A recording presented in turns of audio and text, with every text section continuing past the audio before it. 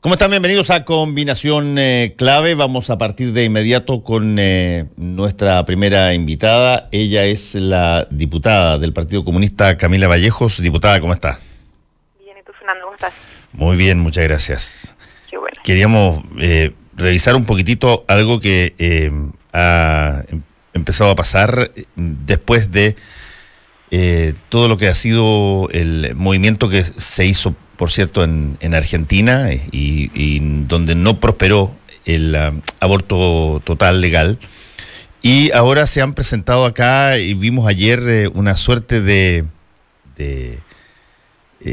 llamémoslo así, batalla entre pañuelos verdes, pañuelos celestes, los que están y proponen una despenalización general del aborto hasta creo que 14 semanas, otros que proponen que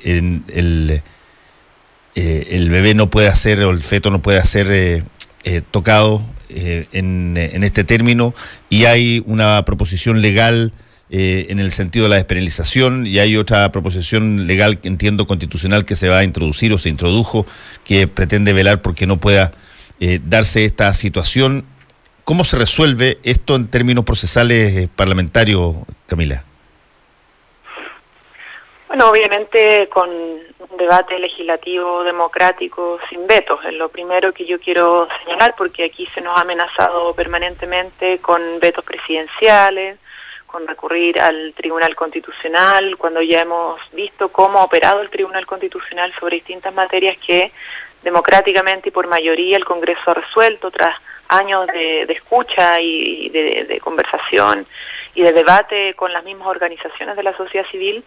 Entonces, lo primero que yo creo que hay que hacer énfasis es que esto es algo que nuestro país tiene derecho a discutir, y obviamente discutir en un marco de respeto, de diálogo democrático y sin imposiciones doctrinarias, religiosas o confesionales. Y por lo tanto, claro, nosotros hemos ingresado a un proyecto que además es un proyecto bastante simple.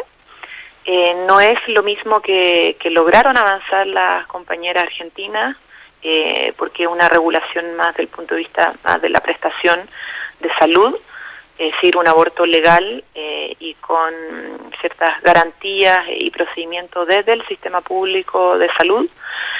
Y lo nuestro, dado nuestras facultades constitucionales, no podemos presentar iniciativas de ese orden ni mandatar al Estado a aquello que involucre recursos, además. Y por lo tanto se restringe una modificación del Código Penal que básicamente lo que hace es despenalizar la interrupción del embarazo cuando obviamente una mujer lo decide en el marco de las 14 semanas de gestación. Pasar las 14 semanas sigue la ley como está vigente. Y nosotros, bueno, creemos que es una cuestión bastante sencilla y que nos parece muy de sentido común. A mucha gente la verdad es que no. Las agresiones y las descalificaciones que sufrimos ayer fueron un poco ilustrativas de cómo se ve este debate por parte de algunos sectores. Y por otro lado, lo que entiendo hizo la derecha, porque no conocíamos esa iniciativa legislativa hasta que se presentó ayer, después de haber nosotros ingresado nuestra moción parlamentaria, es una reforma constitucional que, como bien tú dices, lo que busca es por parte del Estado resguardar la vida del que está por nacer desde el momento obviamente de la gestación, cuestión que además va un poco contra lo que ha determinado la Corte Interamericana de Derechos Humanos, una cuestión que yo creo que habría que discutir entonces en el marco de ya entrado la debate legislativo, o sea, qué implicancias tiene que nuestra Constitución política restrinja ciertos derechos que ya a nivel de derechos humanos internacionales se ha avanzado, sobre todo desde el punto de vista de la mujer y sus derechos y su autonomía y su salud sexual y reproductiva.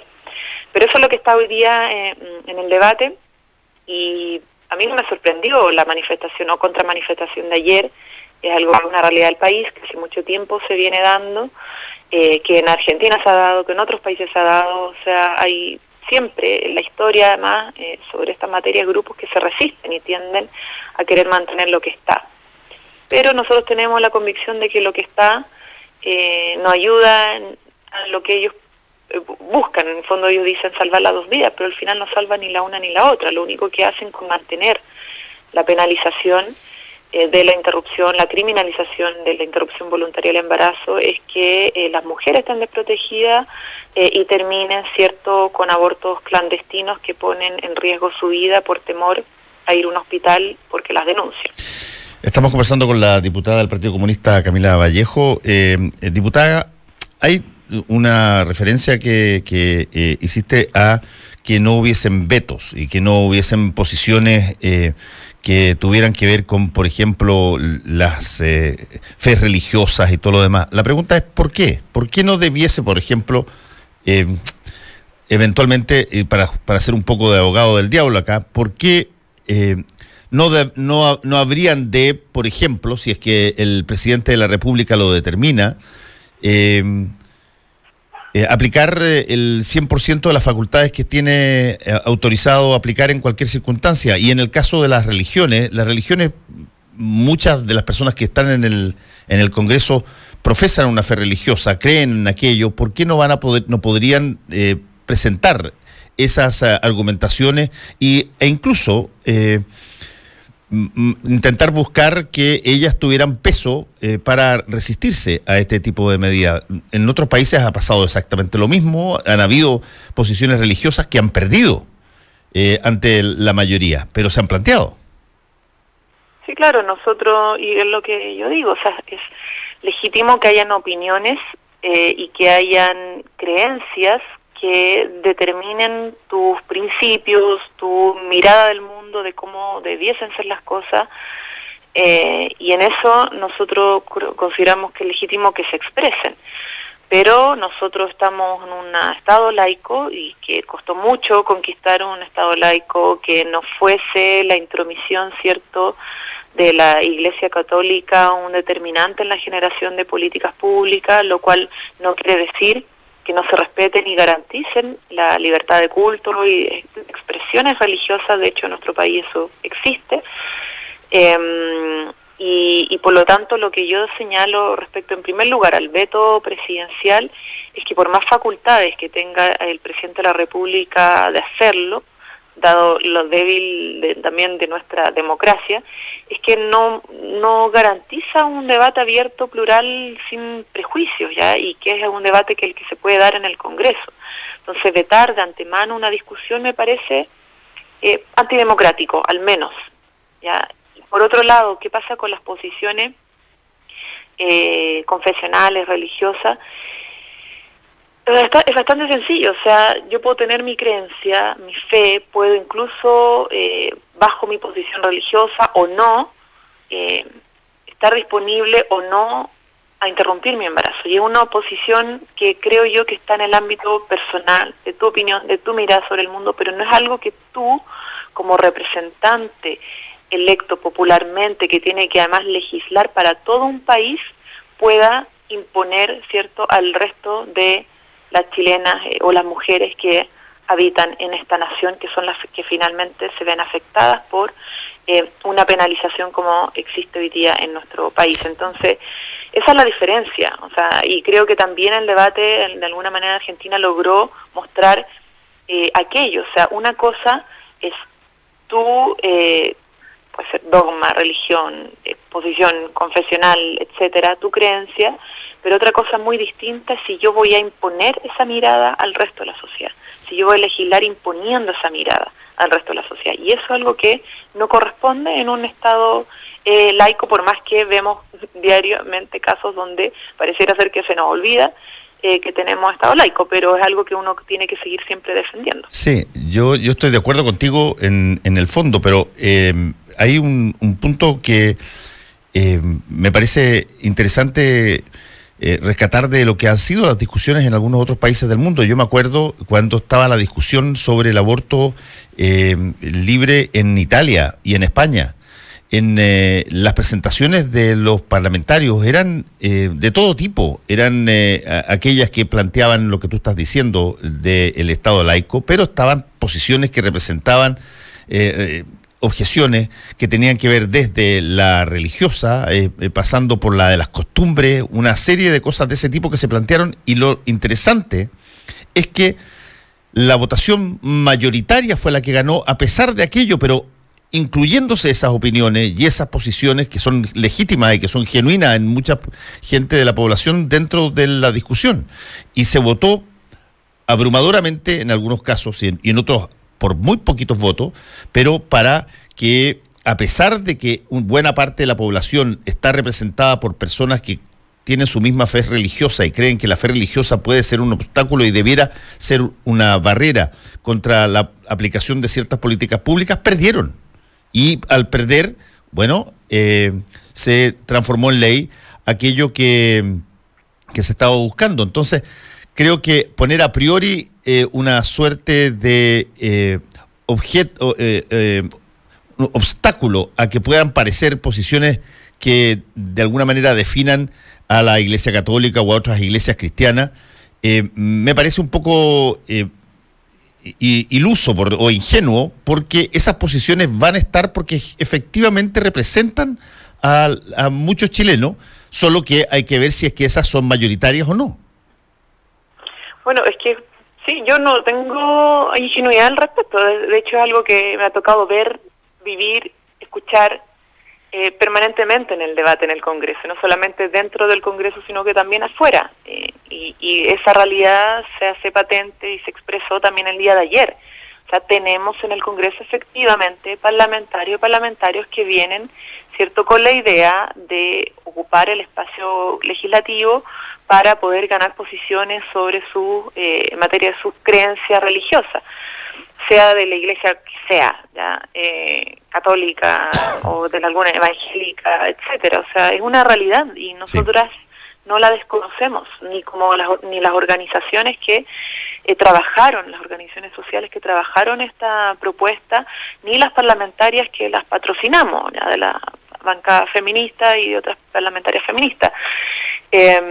Y de hecho, lo que yo considero es que nosotros no estamos por ni siquiera vetar tampoco la propuesta de la derecha, en el sentido, creemos que es legítimo que se discuta. Lo que sí, obviamente, tenemos esperanza, producto de nuestras convicciones y porque creemos en la evolución de la sociedad y de lo que puede llevar el diálogo democrático, a que finalmente no prime, ¿cierto?, tras esa discusión, una imposición religiosa, doctrinaria sobre esta materia, y que además ojalá avancemos en las consideraciones que se han hecho a nivel internacional también sobre el asunto. ¿Ya? En ningún caso la protección del feto, ¿cierto?, o del ser que está por nacer, es una cuestión que va a impedir que se ejerza el derecho de la mujer, porque más se trata de su cuerpo, a decidir. Y eso a nivel internacional ha sido planteado, ha sido discutido, ha sido un avance. Y como te decía, la misma Corte Interamericana de Derechos Humanos, que interpreta adecuadamente la Convención de Derechos, la Comisión Americana, sí, y la Declaración Americana, señala que el objetivo directo de la protección es fundamentalmente a la mujer embarazada, ¿ya?, y los derechos de la mujer. Entonces, no es que sea la protección de la vida que está por nosotros una cuestión absoluta.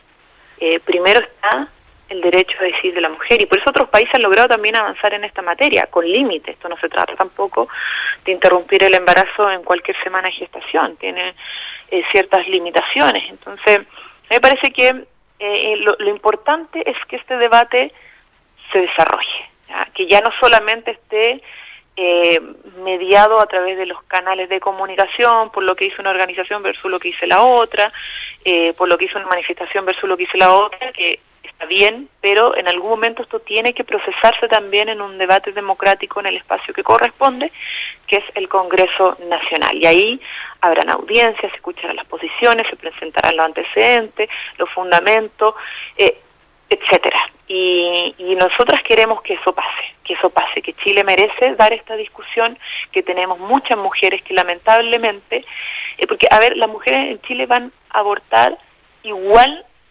habiendo no ley que legalice el aborto o que mantenga penalizado el aborto. Eso es una realidad y eso ha pasado en todos los países del mundo. Ya, el problema está en que si mantenemos la penalización, quienes más sufren de esa penalización, lamentablemente, son las mujeres de sectores más vulnerables, porque las otras tienen redes de protección muchas veces, lo pueden hacer clandestinamente de manera segura, o perdón, hacer pasar abortos por apendicitis o viajar lisa y llanamente al extranjero a realizárselo en un hospital, en aquellos países que está legalizado. Eso es lo que pasa.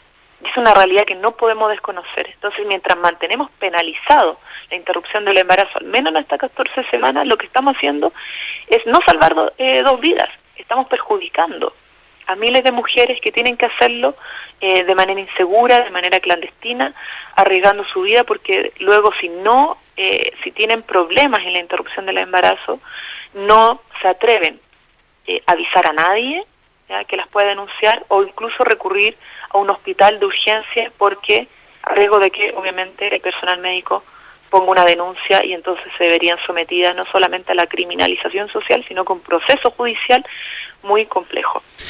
Estamos conversando con la diputada Camila Vallejos. Diputada, quiero llevarla a otro tema.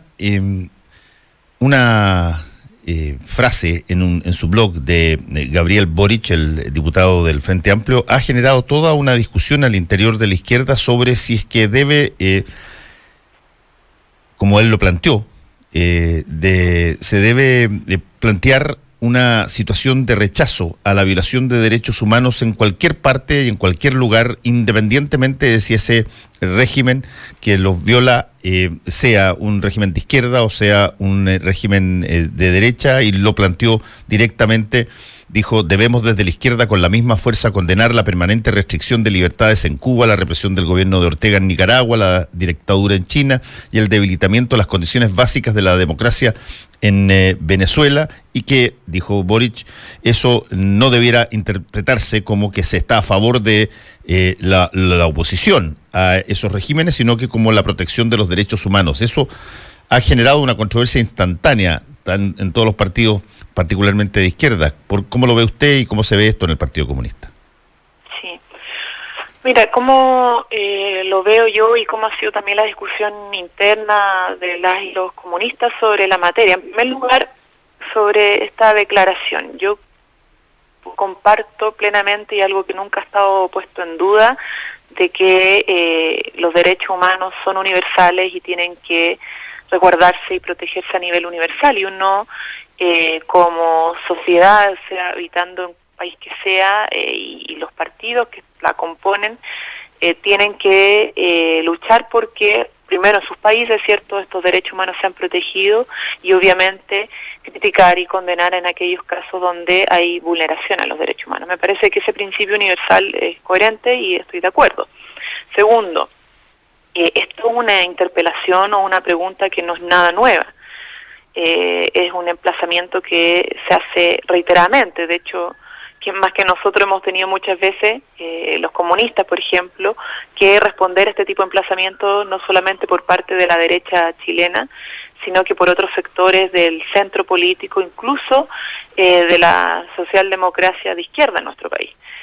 Entonces no es algo nuevo, no es algo a lo cual no nos hayamos referido. Hemos aprobado de manera distinta distintos proyectos de acuerdo sobre la materia, últimamente en el caso de Nicaragua, donde también hemos mostrado preocupación y condena a la vulneración de derechos y la necesidad de establecer un diálogo para resolver la situación de Nicaragua, en fin. Y hay miras distintas, obviamente, respecto a la situación de Cuba, China. Por otra parte también, incluso la derecha no se pronuncia mucho sobre China, muchos dan prioridad a las relaciones económicas, hay una situación geopolítica, en fin, hay un debate que no es nuevo en ese sentido. Yo creo que lo polémico se generó por el contexto. Yo creo que en ese sentido la práctica, lamentablemente, lo que sucedió, más que hablar del tema de fondo, es que dejamos de hablar de derechos humanos y de reparación, justicia en nuestro país, que era como estuvo marcada la semana y lo que permitió también que el mundo de la cultura se expresara y condenara no solamente los dichos del exministro de Cultura, sino que toda esta intención de consagrar la impunidad en nuestro país a propósito de la Corte Suprema, que por cierto además hoy día vamos a presentar la acusación constitucional, y distintas declaraciones de gobierno con esta como intención de relativizar, cierto, la violación a los derechos humanos en nuestro país a propósito de los contextos y posibles justificaciones. Entonces lo que lo que, como te decía, esta es una interpelación que no es nueva, que se ha dado, son discusiones que ya se han dado hace mucho rato, no solamente por emplazamientos de la derecha, sino por discusiones propias dentro de la izquierda, y lo que tuvo de impacto yo creo que fue básicamente porque terminó o logró sacar la atención a lo que han venido demandando las familiares víctimas del genocidio en nuestro país, y puso a discutir, y el debate se centró en Gabriel, y en nuevamente Venezuela, Nicaragua y otros países, y sacamos el foco respecto a nuestra realidad también. Pero, perdón... Entonces, yo creo que en ese... Sí, perdón. Sí, perdón, diputada, pero si es que hay algo que en Chile se conoce bastante bien, es la situación de violación de derechos humanos acá. Cada vez que ese tema ha saltado y ha salido, ha habido una participación mayoritaria de gente... Perdón que te interrumpa, Fernando, es que eso no es así. ¿Cómo no es así? No es así. No, una cosa es que la administración de justicia sea falente, una cosa es que haya solamente personas que estén presas que hayan tenido cargos menores. Eso es una cosa que tiene que ver con la institucionalidad ya cuando se llega a la cumbre de la aplicación de justicia, pero otra cosa distinta es lo que cada vez, en cada encuesta y en cada momento que ha sucedido aquello, cuando se han planteado la violación de derechos humanos durante la dictadura, la gente mayoritariamente los ha condenado. No hay duda. Pero mira, en este país, lamentablemente, se ha avanzado de manera insuficiente, muy insuficiente, no solamente en justicia, sino que también en verdad, memoria y reparación de todo nivel. O sea, tenemos debilidad en materia de memoria. Cada vez que esto se plantea, mucha gente en primer lugar no conoce realmente lo que pasó. Hoy día que se ha posibilitado, dada la interpelación al ministro de Justicia, dado lo que pasó con el Museo de la Memoria, lo de las declaraciones del exministro, nuevamente hemos podido, ¿cierto?, hablar de lo que pasó en Chile, y mucha gente, es cuestión de ver de redes sociales, de lo que comentan, de mi generación, no tenía idea realmente lo que ha sucedido, que vivió con otra historia, que le contaron otra historia, y no existe país en el mundo que pueda avanzar realmente en justicia y reparación si se ha tapado así de esa manera la verdad, y que todavía haya gente que desconozca eso, y que lo desconozca más intencionalmente, porque me dice que si se ha avanzado en eso, en este país se ha avanzado mucho. No, todavía tenemos sectores que desconocen aquello. Porque lo tratan de relativizar y justificar. Entonces, estoy de acuerdo, diputada, pero eso es algo que pasa porque esos sectores que están ahí o estuvieron ideológicamente o físicamente comprometidos y fueron parte de ese fenómeno, o tienen una ideología que hace que se comprenda que a veces se necesita violar los derechos humanos y no tienen problema en dormir y acostarse y enseñarle a sus hijos aquello. Pero eso es así, y han sido derrotados cada vez que el tema de derechos humanos ha sido puesto por cualquiera arriba de la mesa, como fue puesto en el caso de Mauricio Rojas. La respuesta ciudadana ha sido pero abrumadoramente en contra de relativizar o juzgar. Lo que pasa es que la justicia no ha fallado, la legislación probablemente ha fallado porque algunos tienen penas absolutamente ridículas, pero desde el punto de vista de la población yo creo que no hay una idea así como de amnesia de lo que pasó, y además la información está toda disponible hoy día a un clic. No, a ver, no es una amnesia generalizada. Hay agrupaciones que gracias a ellas esta lucha se ha sostenido. Por supuesto. Y otras veces que se ha, cierto, relativizado la justicia, la violación a los derechos humanos, no siempre ha habido reacción como lo que ocurrió la semana pasada. De hecho, esto no había pasado hace mucho, mucho tiempo. Entonces, de hecho, tenemos un gobierno que en su coalición, porque tú me dices que estas posiciones han perdido, no, tenemos un gobierno que fue electo democráticamente por una mayoría que tiene una coalición, ¿cierto?, que en algunos casos, ¿cierto?, o la mayoría, ¿cierto?, de sus presidentes de partido siguen relativizando esta materia. Sí, y el presidente que fue elegido es un presidente que lo que uno lo único que ostenta cada vez que puede es que votó que no, cerró el penal Cordillera, cosa que no hizo lo mismo el gobierno de Michelle Bachelet, y habló de los cómplices pasivos. Por lo tanto... Pero termina siendo un cómplice pasivo, Fernando, cuando hoy día, después de aceptar la renuncia del exministro Rojas, nuevamente llama, ¿cierto?, a preguntarse qué nos llevó a tener que aplicar tal nivel de violencia. Es cierto, hay una discusión, Entonces, hay una discusión que la derecha ha instalado respecto de esta lógica del contexto, pero eso es lo que, para lo que esa misma derecha pero que para, no gobierna, Fernando, es la que, como tú dices, tiene una cuestión ideológica que no necesariamente está por respetar los derechos humanos en ciertas circunstancias, la misma que no se emplaza, ¿cierto?, sobre otros países del mundo sin hacerse cargo de lo que ha sido la historia en nuestro país, bueno, sin realmente prestarse para ayudar en materia de reparación. No ese es el punto. El primer acto del presidente de la República fue indultar a un genocida, que no alcanzó a liberarse porque falleció. Luego, cierto, el Ministerio de Justicia, mandatado por el presidente de la República, retiró un proyecto de ley de reparación a víctimas de la dictadura, sin proponer ninguna otra forma de reparación. De acuerdo, pero ese es el punto que trataba de plantear y la pregunta original que le hice Gabriel Boric, que dijo, ok, aquí no cabe la menor duda que esto no necesita contexto, no necesita nada de ese tipo de situaciones, pero cuando miramos a los otros países se pide contexto de parte de la izquierda y él pregunta cómo no debería haber una coherencia al respecto, y quedó la crema al tiro. Sí, o sea, que yo creo que, claro, se hizo polémica de esa declaración. Y yo creo que lo importante de eso tiene que ver con, uno, obviamente, tener una posición de crítica, condena, pero también qué hacemos respecto a eso, cuáles son las acciones. Vamos a estar condenando a cada país, te condeno, te condeno, te condeno, y bueno, ¿qué hacemos nosotros? ¿Favorecemos una intervención? ¿Favorecemos el diálogo? ¿En qué juego caemos? ¿O qué acciones tomamos? Bueno, en una de esas las acciones parten por diagnosticar lo que pasa, y ese diagnóstico a veces es una denuncia de condena. A ver, claro, Fernando, pero cuando vemos, por ejemplo, situaciones donde lo que se pide, se propone, ¿cierto?, condenamos la violación de los derechos humanos y proponemos que el gobierno intervenga junto a otros países, ¿cierto?, y por lo tanto caiga en otra vulneración de derechos internacionales que es la soberanía y autodeterminación de los pueblos, y por lo tanto caiga la lógica injerencista, que ya la hemos vivido en Latinoamérica. Nosotros no podemos aprobar ese tipo de situaciones. Y eso es lo que ha coordinado y articulado lamentablemente el gobierno, particularmente de Sebastián Piñera, aliándose además con países que se dicen demócratas, pero que vulneran y violan derechos humanos.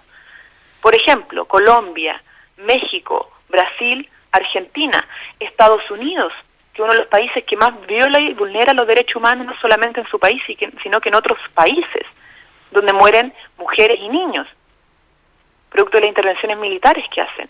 Entonces, ¿en qué juego entramos? Por eso yo no soy ingenua. Y a mí me preocupa cuando por estas situaciones, y de acuerdo, hay que condenar cuando hay vulneraciones, cuando hay limitaciones, por ejemplo, en las libertades de prensa, expresión, que también creo que es digno poner en cuestión cuando criticamos países donde la mayoría de la prensa es privada y no estatal, pero otra cosa es caer en una lógica de una operación geopolítica internacional donde países que no tienen nada de demócratas, que violan sistemáticamente los derechos humanos, se ponen a condenar con intenciones políticas, ¿cierto?, a ciertos países para intervenir. Entonces, eso es lo que nosotros de alguna manera nos cuestionamos, porque ¿por qué no se pregunta por aquello? ¿Por qué todo siempre es sobre ciertos países de izquierda y no sobre una situación que es mundial, donde en todos los países está sucediendo, y más encima no decimos nada porque el presidente, el máximo representante de nuestro país, se alinea con esos países, México, insisto, Colombia, Brasil, Perú, e incluso Estados Unidos, para intervenir en ellos? ¿Por qué no estamos haciendo esa pregunta? ¿Por qué no lo estamos emplazando, cierto, al gobierno de nuestro país, o a aquellos que se dicen defensores, cierto, de derechos humanos sin condición? ¿Por qué no condenan la violación a los derechos humanos en esos países? O sea, cuestionamos la legitimidad de un proceso electoral en Venezuela y no cuestionamos, ¿cierto?, en otros países donde los candidatos son asesinados por coaliciones que tienen relación, o partidos que tienen relación con el narco, porque viene un narcoestado, y los asesinan. ¿Cómo va a ser legítimo una elección presidencial o de alcalde cuando son asesinados 30 o 40 candidatos? Entonces, lo que yo quiero plantear es que es una discusión que hemos dado, no es nueva. Sí, yo tengo que ir también. Sí. Pero que es mucho más compleja que simplemente una condena a dedo y un emplazamiento que, por cierto, no es nada nuevo, Fernando. Camila Vallejo, muchas gracias por haber estado con nosotros aquí en Combinación Clave. Que te vaya muy bien. Bueno, igualmente. Hasta luego. No te separes de la 92.9. Ya regresamos con más opinión y debate en Combinación Clave. Quédate en la clave.